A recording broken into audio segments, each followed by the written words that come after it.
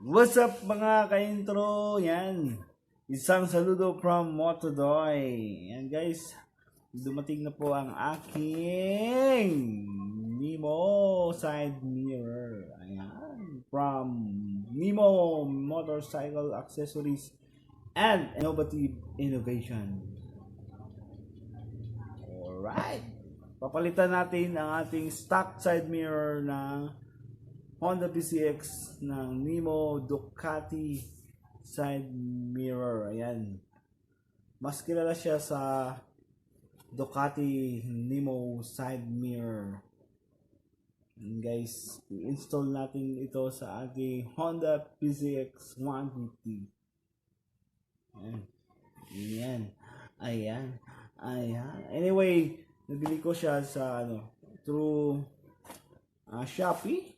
Sinabayan ko yung 6.6 to 7.7 mid-year sale nila. So, naka-less tayo ng 1/4 sa ating Nemo side mirror. And then, let's see kung ano yung magiging itsura ng ating Honda PCX sa ating newly side mirror na ilalagay. Yan, thank you so much and tara na!